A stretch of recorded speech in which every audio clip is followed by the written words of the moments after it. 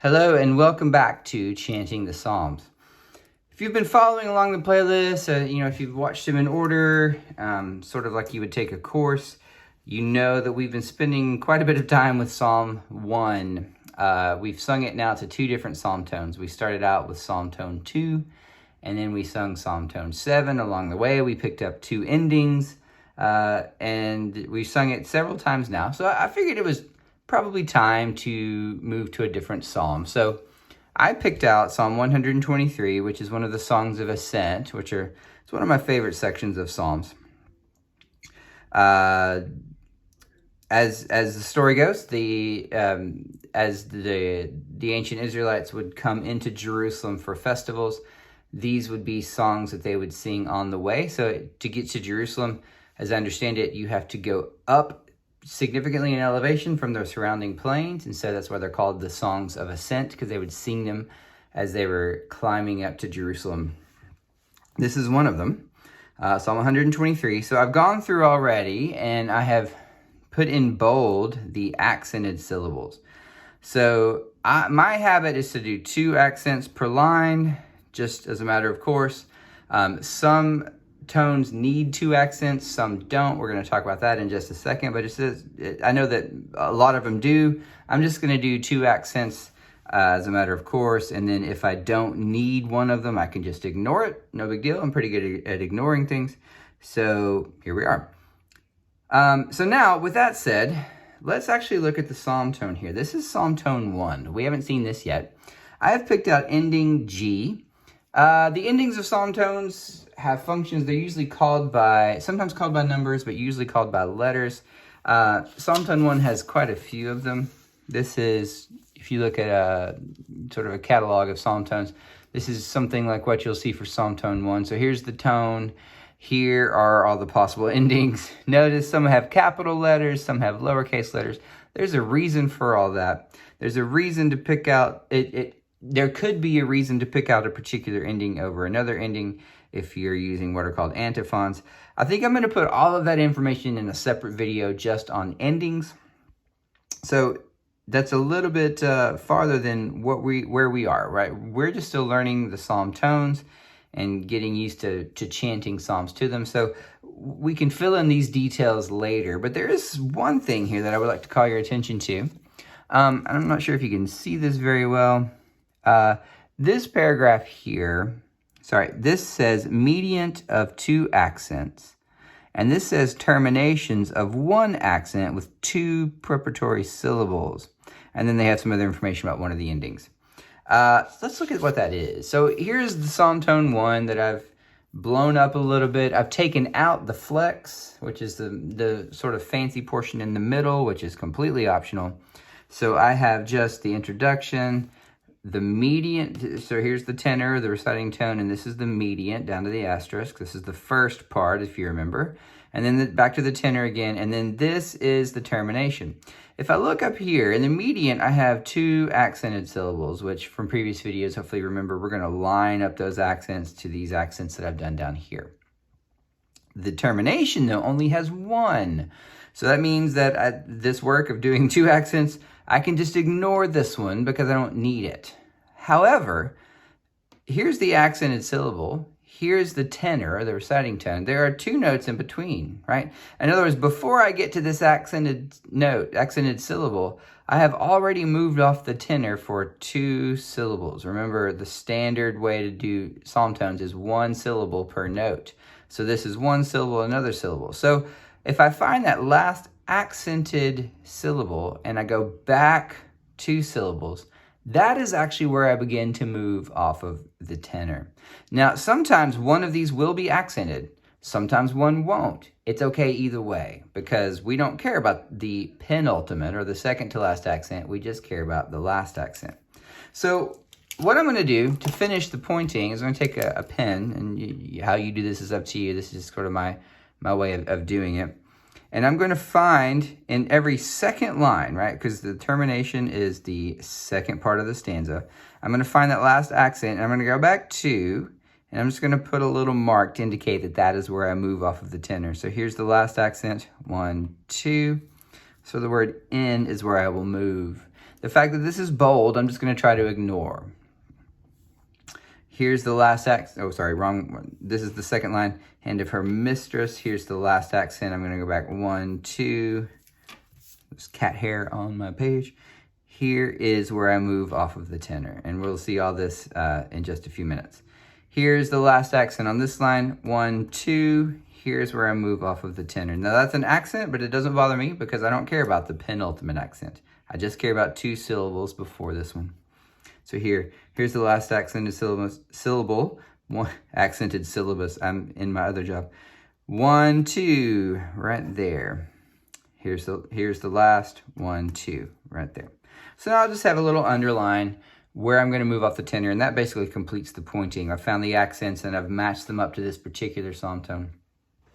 So this is what this means. Median of 2 accents. There are 2 accents on the median, which I'm going to match up. And then this is the termination of 1 accent with 2 preparatory syllables. These are the preparatory syllables. Some psalm tones have no preparatory syllables. Some have 1, some have 2. It just kind of depends. And some have more depending on your ending. But that's another, again, that's another video. All right, just a couple reviews here. This figure that you see, these 2 notes stacked on top of each other, as a reminder, that's called a podatus. It does not matter if you remember that it's a podatus. It matters a little bit if you remember how to sing it, though. This is a particular notation where we break the rule of 1 syllable per note, and we slur 1 syllable over these 2 notes, right? And the lower one is sung first. If the upper one would be sung first, this would be written differently. It wouldn't be a podatus. It'd be something else, which we'll talk about when we see it. But for this, the lower note slurs up to the top note on 1 syllable. So if I look at how this will work out, the first line here, the first word of the first line is unto, 2 syllables. So un will lie here, to here. And if you're looking at this musically, this is basically do, re, mi. If you know solfege or you happen to watch The Sound of Music lately, it's just 1, 2, 3, do, re, mi. So if I put the 2 on this syllable, it will, if I put the 2 syllable on these notes, it will sound like this. Unto, unto, and then I'm at the tenor, right? Unto you I lift. Make sense? Unto you I lift. Now, of course, this happens to be that there are 3 notes and there are 3 syllables here before I get to the accent. There might be fewer than this. There might be, in other words, there might be fewer than 3 syllables between this word and the accent. There might be many, many more. In this case, it lines up, but don't let that fool you. It won't always be just these 3. Sometimes I might have to add more here. But that does bring me to the accent. This, if you're thinking in solfege, is just fa. Unto you I lift up my eyes. Unto you I lift up my eyes. Really, I should go up my eyes. As a reminder, this is telling you you can add more notes here if you have more syllables. If you have 3 syllables between this accent and this accent, you just sort of, here's 1, and you just sort of put 2 here. If you have 2 syllables, you do them here. If you have 1, you just skip this and do this. This is basically giving you permission to add more notes if you want to. Also, as a reminder, the tradition that I'm following is if the last accented syllable is the last syllable of the line, I just end the mediant here. So this mediant expects another syllable, right? At least 1 more after the last accent. But in this line, I don't have one. This happens frequently. What I do is just stop here. There are some people that will slur up here, but at the mediant, I just stop here. At the termination, I will actually continue to the final note. That turns out to be important for just musical reasons, but also to line up with antiphons, again, if you're using them, if you even know what they are. If you don't worry about it. We'll get there later. So at the median, I stop here if this is the last syllable. In the termination, I don't stop here, even if it is the last syllable. I always go on to the last note. And so you'll see that as we go on. All right, so median again, along with the introduction, which again, remember, is only sung the first line. I only do the introduction on the first line. After that, I just go directly to the tenor. Unto you I lift up my eyes. If I keep on going back to the tenor, you who are enthroned in the heavens. So there's that podatus again. This is on the accented syllable, which in this case is hev, from heavens. Heavens, right? And then the two preparatory syllables, notice I'm moving off of the tenor at N, where I underlined it. You who are enthroned in the heavens. I'll just point up here while I do it. You who are enthroned in the heavens. I'm also slowing down so you hear where I'm changing. But remember, when we're actually chanting, our goal is to sound somewhat like speech. So we try not to pause at the ends. We just go right through. All right, I'm going kind of fast, but I believe in you guys. You can keep up. So let's start here at the beginning. I'll sing the whole first verse. If you want to pause the video and practice for a second and then come back, we'll pretend you did that. And here's what I get. Unto you I lift up my eyes, you who are enthroned in the heavens. Okay, I'm trusting that you rocked it. Let's look at the next line. So definitely this is one where we're going to have lots of tenor notes, right? Lots of reciting tones. We skipped the introduction because it's not the first verse. But I still am looking for this syllable lining up here and this accented syllable lining up here. So notice on this median, I will get a chance to go back up and actually finish out this phrase because the last accent is not the last syllable. So this would sound like this. Behold, as the eyes of servants look to the hand of their masters, right? So I've got two syllables between hand and mass, so those go here. Behold, as the eyes of servants look to the hand of their masters, and as the eyes of a maiden to the hand of her mistress. So again, here's the preparatory syllable, of her mistress. And keeping on going. Even so our eyes wait upon the Lord our God. Stopping here because it's my last syllable. Until he show us his favor. So in this case, this preparatory syllable is accented, but that's fine. It's fine if it is, it's fine if it's not. I'm not worried about the accent here. I'm just worried that this is two syllables before the final accent.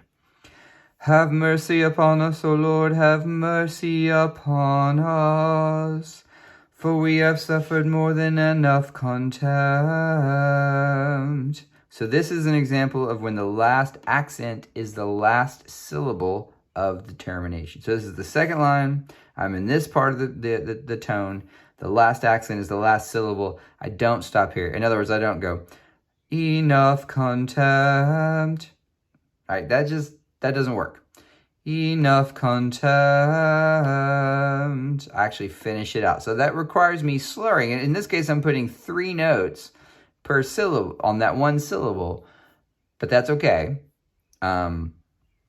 We make special exceptions when their accents don't line up with how they're supposed to be. That's not true. When they don't line up with the psalm tone, which they do, this is like, English resists the formulas, right? So that's okay. Long has our soul suffered the scorn of the wealthy and the spitefulness of the proud.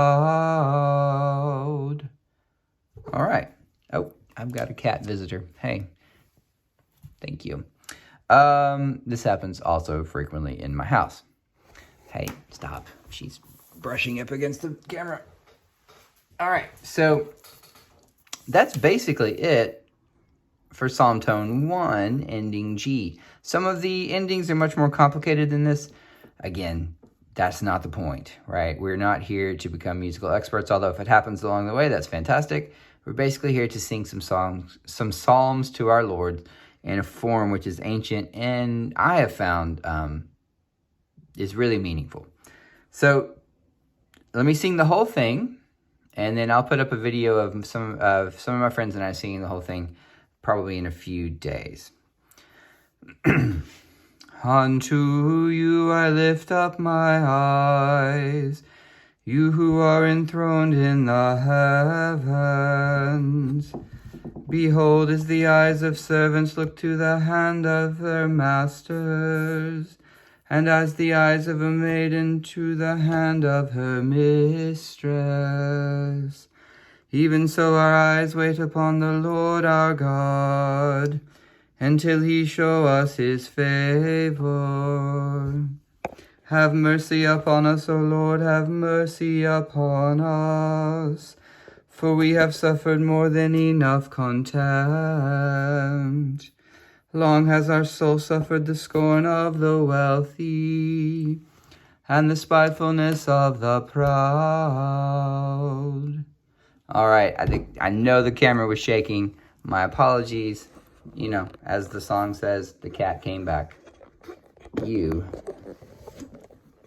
Yes, she is very interested in, well, whatever's going on outside. All right, so that's all for this time. We like to keep things professional over here at Chanting the Psalms, which is why cats disturb our videos. All right, I will see you guys next time, and happy chanting.